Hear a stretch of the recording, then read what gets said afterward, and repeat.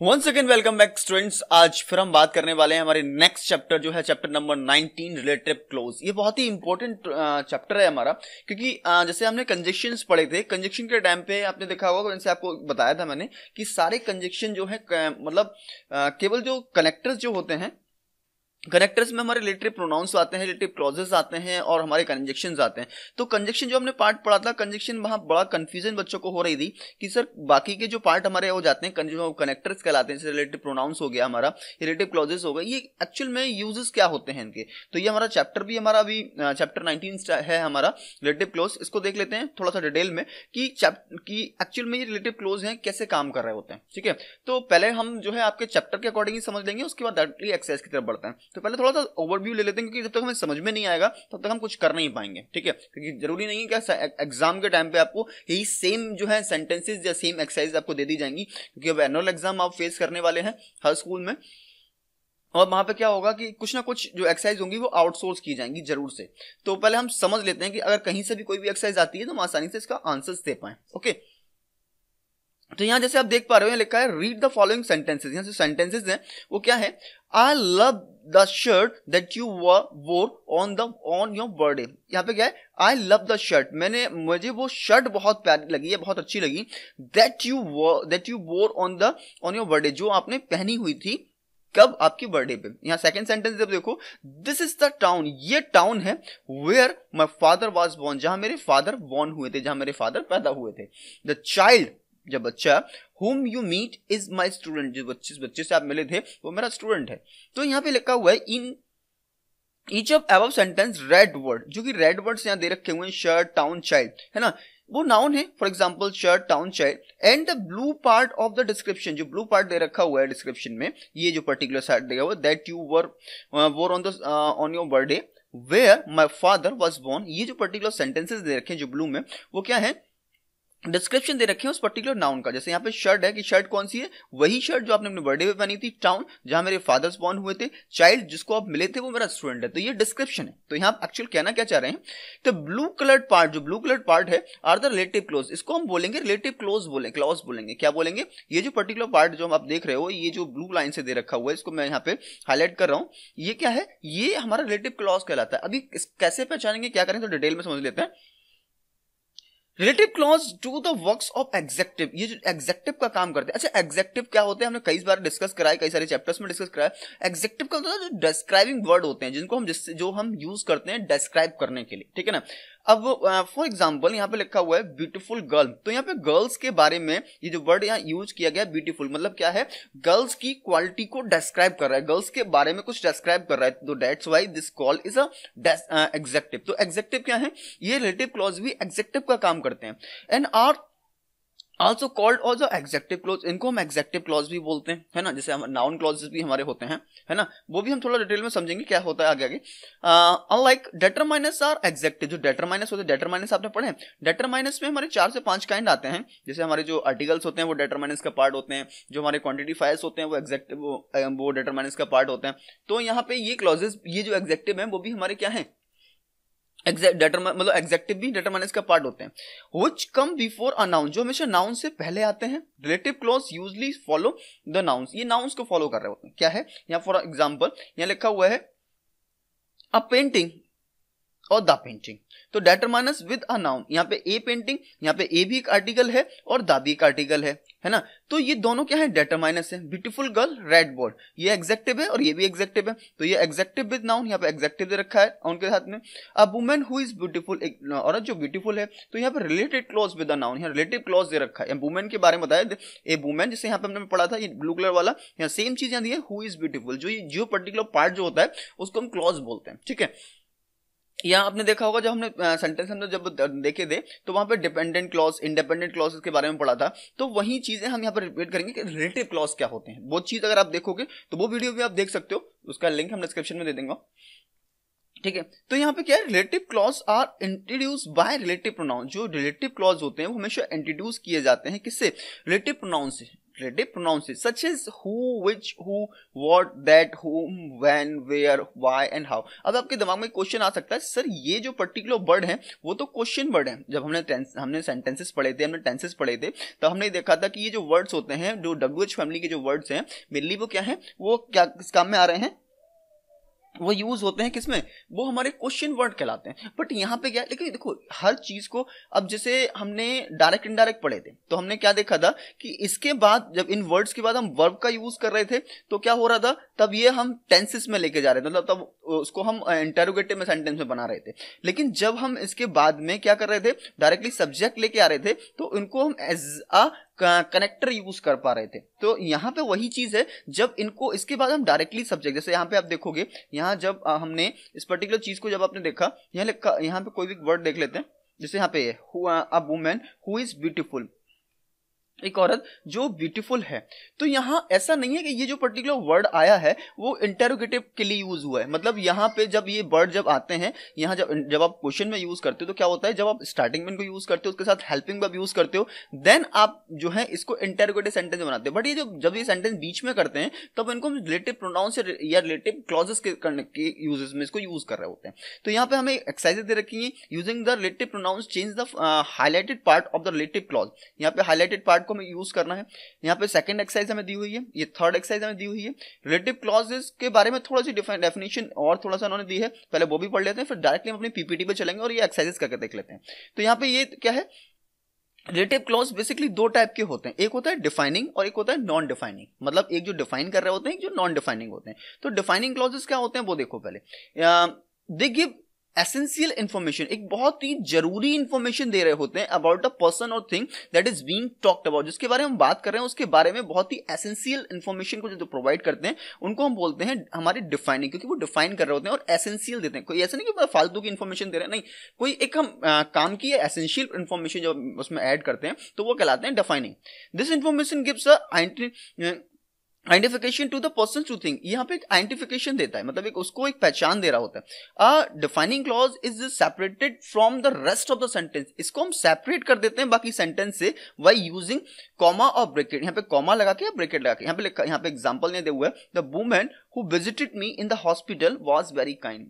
एक औरत, यहाँ पे क्या है, who visited me in the hospital, ये जो पर्टिकुलर पार्ट होगा ये क्या है, एक इंफॉर्मेशन दे रहा है, एक एसेंशियल इंफॉर्मेशन दे रहा है, ठीक है।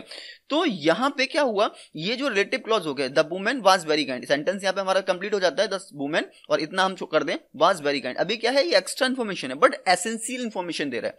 हु विजिटेड मी, जो उन्होंने विजिट किया था हॉस्पिटल में, वो काइंड थी। जैसे ये the umbrella that I bought last week is already broken, अभी the umbrella is already broken, umbrella पहले से टूटा हुआ था। अब यहाँ पे इन्फॉर्मेशन, एक्स्ट्रा इन्फॉर्मेशन ऐड कर ली, that I bought last week, जिसको मैंने लास्ट वीक खरीदा था वो क्या हो रही है, वो पहले से टूटा हुआ है। तो यहाँ पे एसेंशियल इन्फॉर्मेशन जब हम दे रहे हैं तब वो क्या कहला रहा है, डिफाइनिंग क्लॉजेस कहला रहा है। अब नॉन डिफाइनिंग क्या होता है, A non-defining clause gives more information about the person or thing we are talking about, उसके बारे में एक जो है हमें इंफॉर्मेशन दे रहा होता है ना।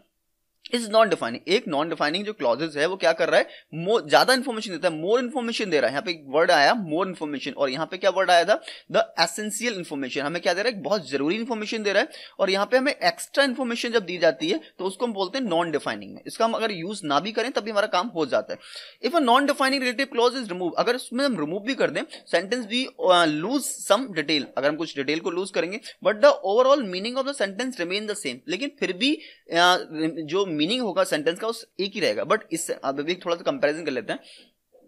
यहां पे सेंटेंस हमने दिया, My mother who is 86 lives in Paris. My mother lives in Paris. अब यहाँ पे जो पर्टिकुलर है my mother is 86, इसको अगर मैं रिमूव भी कर दूंगा तो कोई फर्क नहीं पड़ रहा। बट यहाँ पे एक सेंटेंस को जब आप देखोगे, the woman who visited me in the hospital was very kind. The woman was very kind. अब हमें ये क्लियर नहीं हुआ कि कौन सी वुमेन के बारे में बात की जा रही है।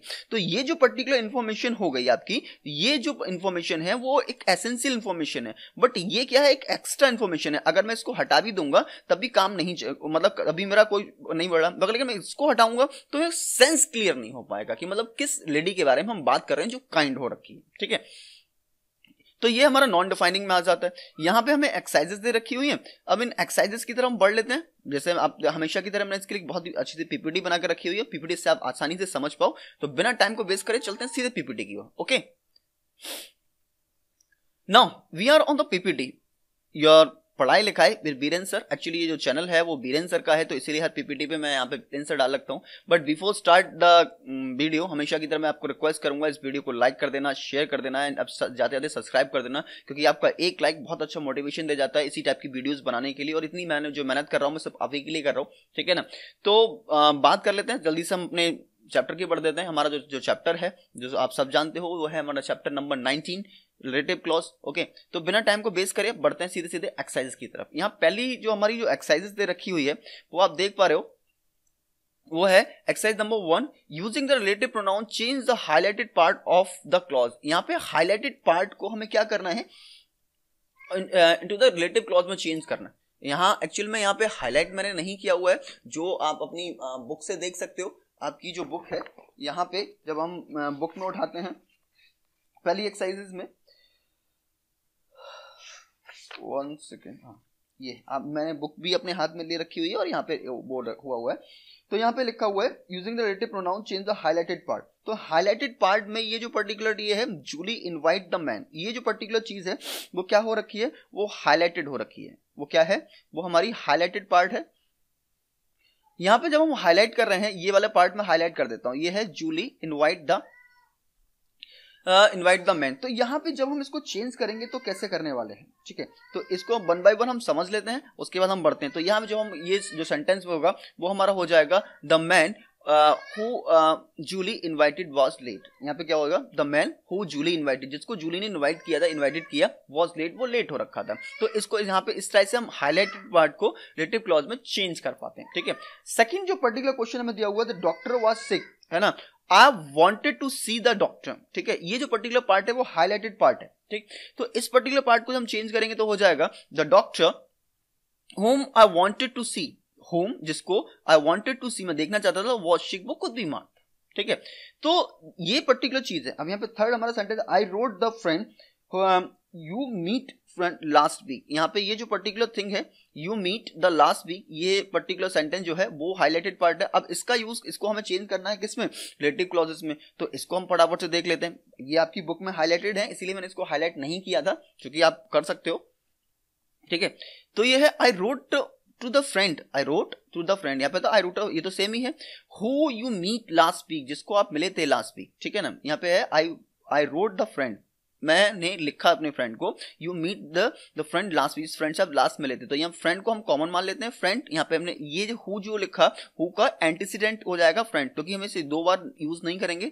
Friend you meet last week, ठीक है। यहाँ पे फोर्थ सेंटेंस हम फटाफट से देख लेते हैं, I meet a girl, the girl was a doctor. तो यहाँ पे the girl was a doctor क्या दे रखा हुआ है, वो एक हाईलाइटेड पार्ट है, ठीक है।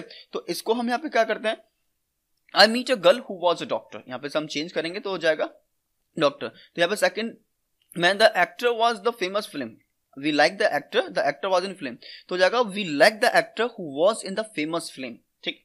6 जो पार्ट है हमारा ये हो जाएगा last year we spend our holiday in the Scotland last year. तो last year we spend our holiday in Scotland, which is the north of Great Britain. यहाँ पे जो है, तो इस टाइप से हम इसे चेंज कर पाएंगे रिलेटिव क्लॉजेस के अंदर। 7th में दिया है the people who lives in the Turkey, जो लोग टर्की में रहते हैं और कॉल्ड टर्क्स, वो जो है टर्क्स बोलाते हैं, उनको टर्क्स बोलाते हैं। हम इंडिया में रहते हैं इंडियंस कहलाते हैं, अमेरिका में रहने वाले अमेरिकन कहलाते हैं, इंग्लैंड में रहने वाले इंग्लिश पीपल कहलाते हैं, तो इसे टर्की में रहने वाले टर्क्स कहलाते हैं। 8th है we first went to the Delhi, Delhi is the capital of India. तो यहाँ हो जाएगा we first went to Delhi which is the capital of India, ठीक है। वी वेंट, यहाँ पे है we first went to Delhi which, यहाँ पे हमने इसको जोड़ दिया, दिल्ली यहाँ पे 2 बार था, वी वेंट टू दिल्ली, और यहाँ पे Delhi is the capital of India, तो यहाँ पे हमने कर दिया which is capital of India. 9th वाला पार्ट है we visited the lake, it is near the mall road, the lake that we visited is near mall road. 10th हो जाएगा द postcard that he spent was written on the day of arrival। तो यहां से इस type से हम अपनी एक्सरसाइज को कंप्लीट कर लेते हैं। ओके, नेक्स्ट एक्सरसाइज की तरफ हम जो हमें मूव कर लेते हैं। यहाँ पे नेक्स्ट एक्सरसाइज हमें दी हुई है, राइट हु दैट विच और whom in the blank to complete the sentence. यहाँ ब्लैंक्स में हमें इन वर्ड्स को यूज करना है, किसको, हु को, दैट को, विच को और whom को, उसका सेंस हम कंप्लीट कर पाए। तो फटाफट से कंप्लीट कर लेते हैं। I meet a woman can speak 6 language. तो यहाँ पे जो पर्टिकुलर वर्ड आने वाला है वो हो जाएगा who, I meet a women who can speak which language. अच्छा, हु जो है, हु और दैट यूज करते हैं पर्सन्स के लिए, विच यूज कर रहे होते हैं हम किसके लिए, जो है नॉन लिविंग थिंग्स के लिए। यहाँ पे what's the name of the river goes through the town, तो यहाँ पे हो जाएगा यहाँ पे दैट और विच, क्योंकि यहाँ पे दैट पर्सन्स के लिए भी आ जाता है और थिंग्स दोनों के लिए, दैट एक कॉमन वर्ड हो जाता है, ठीक है। तो यहाँ पे दैट का यूज करके भी हम इसे कंप्लीट कर सकते हैं, विच का यूज करके भी हम इसको कंप्लीट कर लेते हैं। थर्ड है हमारा आई हैव अ फ्रेंड, मेरे एक दोस्त है, which is good at repairing car, तो यहाँ पे क्या हो जाएगा, I have a friend who is very good, जो बहुत ज्यादा अच्छा है। तो ये तो बहुत ईजी हो जाते हैं कि हु आप लगाओगे पर्सन्स के लिए और विच, दैट और विच लगाते हो थिंग्स के लिए, भैया दैट हम कॉमन चीजों के लिए लगा लेते हैं। फोर्थ हमारा था have you seen the monkey, यहाँ पे मंकी वर्ड आया, विच दैट, यहाँ पे विच या दैट दोनों में से कोई वर्ड लगा सकते हैं, आप स्लैश करके दोनों वर्ड लिख सकते हैं, was on the table. Fifth है वेयर इज द पिक्चर, अब पिक्चर्स के बारे में बात किया हुआ है तो सिंपल सा that was on the wall, यहाँ पे which was on the wall भी हम कर सकते हैं। द वुमेन, अब वुमेन के बारे में बात की है तो सीधा सा हु वर्ड आएगा, who lives in across the road in my friend. यहाँ पे सेवेंथ है have you seen those people, peoples के बारे में बात हुई है, who we meet on the holiday, ठीक है ना, क्योंकि यहाँ पे पर्सन्स के बारे में बात हो रही है। एट्थ हमारा who was usually late, he was हमेशा लेट होता है, which always annoyed his father, जो कि अब क्या है लेट वर्ड के लिए हम यूज किया, ही के लिए यूज नहीं कर रहे हैं, जो हमेशा उसके फादर को अनॉयड कर देता है, ठीक है। He finally meet Mr. A.R. Rahman, A.R. Rahman है तो यहाँ पे whom he had always admired, जिनको, अब यहाँ पे whom वर्ड क्यों आया वो अब आप थोड़ा सा कंफ्यूज हो सकते हो, क्योंकि यहाँ पे जब हम सेंस देखेंगे ये था he finally meet Mr. A.R. Rahman, उन्होंने A.R. रहमान से मिला, किसको, जिनको वह हमेशा एडमायर करता, कि वो हमेशा प्रशंसा करता था, तो ये सेंस है उसके लिए आ गया, ठीक है। 10th है who was that woman, वो वुमेन कौन थी, whom you talking to, जिससे आप बात कर रहे थे। तो यहाँ पे हमारी ये सेकंड एक्सरसाइज है, ये कंप्लीट हो जाती है, इनको जो है आप स्क्रीनशॉट ले सकते हो और इसे अपनी एक्सरसाइज में फिल कर सकते हो, ठीक है। अब हम बात बढ़ लेते हैं अपनी नेक्स्ट एक्सरसाइज की तरफ, एक्सरसाइज नंबर 3 की तरफ, ठीक है। यहाँ पे एक्सरसाइज नंबर 3 जो हमारी आती है उसमें केवल हमारे 4 दिए हैं, यहाँ पे दिया हुआ है हमारा 1 सेकेंड, यहाँ पे complete the sentence with where and the information the box, यहाँ पे हमें कुछ इंफॉर्मेशन को ऐड करके complete. What's the name of the hotel, यहाँ पे हो जाएगा हमारा वेयर वी स्टेड, यहाँ पे हमें क्या करना है, what's the name of the hotel where we stayed, ठीक है। Have you ever been to places where they live, ठीक। What's the name of the restaurant where we had dinner, और यहाँ पे the factory where John works. तो यहाँ पे कुछ इंफॉर्मेशन को ऐड करके हम यहाँ पे ये जो है कंप्लीट कर लेते हैं, ठीक है। इसको आप स्क्रीनशॉट लेके अपनी बुक में फिल कर सकते हो। अब बढ़ते हैं अपनी 4th एक्सरसाइज की ओर, जो कि हमारा दे रखा हुआ है। यहाँ पे एक्सरसाइज नंबर 4 हमें दी हुई है, make one of sentence from each pair of the sentence begin and show use word given the bracket, जिससे यहाँ पे पहला हमें फिल कंप्लीट करके दिखाया हुआ था, ठीक है। ये मैंने थोड़ा सा राइट से कर दिया था। Brenda is a friend, I went on holiday with her, यहाँ पे 2 सेंटेंस हमें दिए हैं, ब्रेंडा इज अ फ्रेंड और दूसरा सेंटेंस हमें दिया I went on holiday with her, यहाँ पे हु का यूज करना है। तो Brenda is the friend who I went on the holiday. अब आपको समझ में आ गया होगा कि एक्चुअल में इस एक्सरसाइज के अंदर करना क्या है। तो सेकंड हमारा सेंटेंस दिया है, this is Mister Paul is son will plays in our team whose, यहाँ पे क्या है, तो दिस इज मिस्टर पॉल, ये मिस्टर पॉल है, हु सन जिनका बेटा विल जो है प्ले करता खेलता है हमारी टीम के अंदर। थर्ड यहाँ पे दिया है दिस इज द बैंक, ये बैंक है, we borrowed the money from it, यहाँ पे विच है, तो यहाँ पे क्या करना है, this is the bank from which, actually यहाँ पे सी जो है एच जो है थोड़ा बड़ा होने की वजह से कट रहा है, तो यहाँ पे WHICH ही होगा, we borrowed the money, okay. यहाँ पे 4th है this is the bank whose car, sorry यहाँ पे ये वाला पार्ट है, Jack's car had broken down he had to take a bus, तो यहाँ पे क्या Jack whose car had broken, यहाँ पे एन जो पर्टिकुलर पार्ट है वो कट रहा है, ब्रोकन है VROKEN, ठीक है, down had to take the bus, okay. मैंने थोड़ा सा बड़ा करने की कोशिश की थी तो इसीलिए थोड़ा सा एक लेटर जो है कट गए हैं, इसको थोड़ा सा इग्नोर करके अपने आप करिएगा।